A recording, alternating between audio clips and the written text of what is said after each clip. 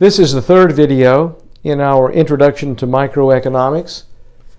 We had just discussed the notion of the scope of economics, the three major questions every economy must answer. These will become particularly relevant later on when we start talking more about economic systems and their implications for choices and for, the production of goods and the distribution of those goods later on. Let's look at the method of economics. We have two basic, approaches or methods. One is positive economics and one's called normative economics. Positive economics is sometimes referred to as descriptive economics. That is, how things are, or what effects they will have without any sort of value judgments. We might talk, for instance, about the price system and what it does, how it produces goods, what incentives there are that are provided and how people respond to those. Normative economics, instead, is prescriptive. It tells how things should be and necessarily requires a value judgment. Here's an example. We're probably very aware of the income gap between rich and poor and concerns about a growing gap between rich and poor. Positive economics might address questions like, is there an income gap? Is it growing? If so, what are the reasons? What are the causes? And what are the effects of that? And if it were desirable to do something to close the gap, what could be done to do that? Normative economics is going to address the issues of whether it's good or bad from a value standpoint. If it's bad, what are the legitimate means of reducing that gap?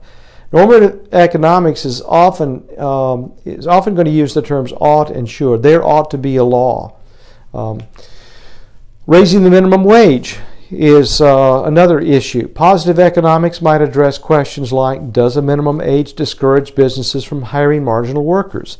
Marginal workers here being those maybe with limited skills, maybe not prepared to do more advanced type of work because of their youth or because of other circumstances in their lives, including maybe their own work ethic or their own attitude. How does an increase in the minimum wage affect employment prospects for marginal workers? How does it affect the growth of small businesses? What would be the economic impact of indexing the minimum wage to inflation? Okay, so these are all legitimate areas of inquiry within what we would call positive economics. Normative economics would address issues like this. Is the minimum wage a moral requisite for a just society? That is, should the minimum wage be raised? Should businesses be required? Should the federal minimum wage be indexed to inflation? So these things really look at, involve value judgments. What ought to happen? What does morality, what does fairness and equity, those sorts of things demand in terms of economic policy or regulations, for instance.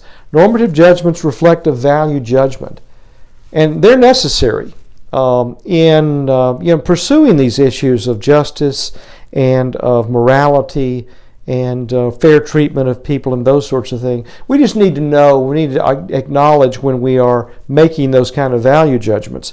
We oftentimes find someone who takes it at face value that if someone, for instance, can't raise a family of four while working a minimum wage job, that there's simply something wrong, that that's an immoral or unjust circumstance. Our objectivity is really limited. We have to try to stay open to new ideas and continue to seek truth, and also to be aware when we are making value judgments or when other people are. Economic theories and models. A model can be defined as a simplified version of the real thing, and very often, as we'll see later, it's written in a mathematical formula stating a relationship between certain related variables. For example, let's say that, very simply, let's say that I can sell 100 units of product A at $5 per unit. So sales would be the number of units sold, 100, times the price per unit, $5, to get sales of $500. But of course, I might be able to alter that price. Instead of $5, I might be able to raise the price to $6 or drop it down to $4. And so I could figure the sales again if I'm going to sell those same 100 units regardless of the price. But of course, as you might imagine, if I'm willing to drop the price, I might be able to sell more than 100 units. And so, or to raise the price, I probably, there's an argument that I would not be able to sell the full 100, or might be only able to sell 80 units, for instance.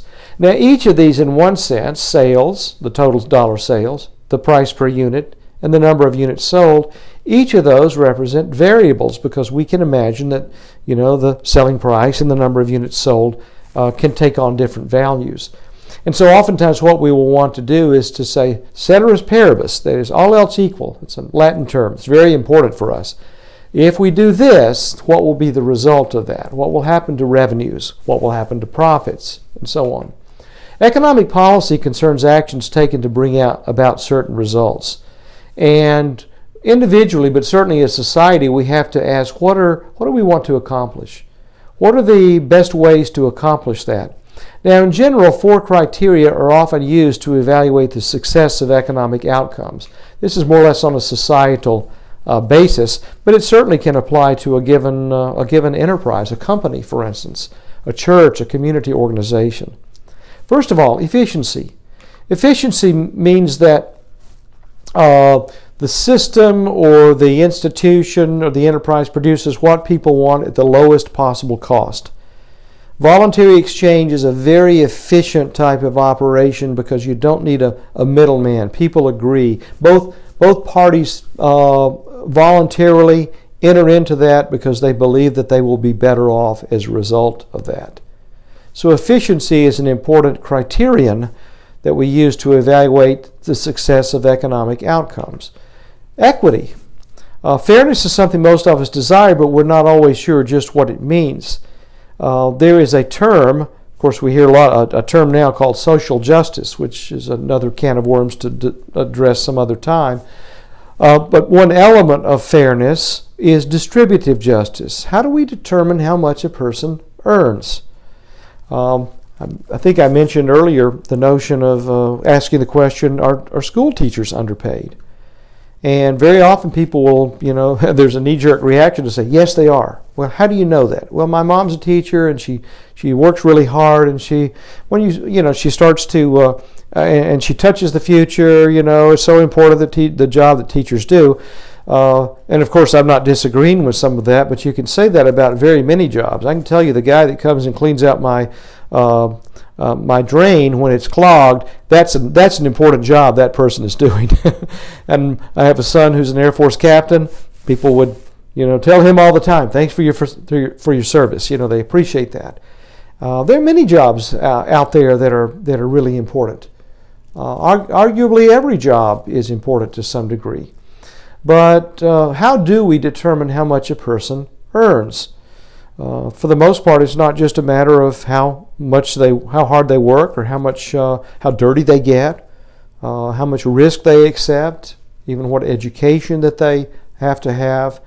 There are a number of factors that come into play.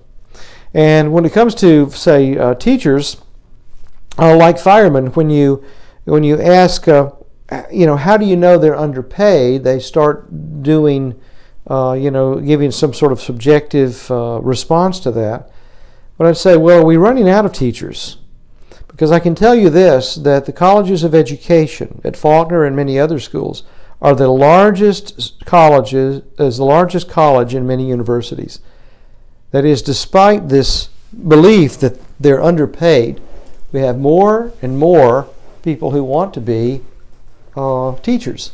The same thing could be said of firemen. Firemen are, they're running toward the danger. They're risking their lives every time they go out. Not disputing that.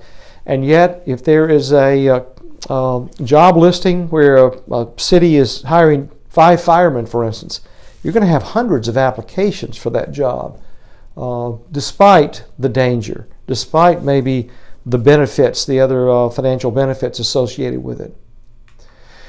So there's more to think about here than, let's say, just the subjective notions that we might have. We've got to be more serious and thoughtful than to rely on sentimentality.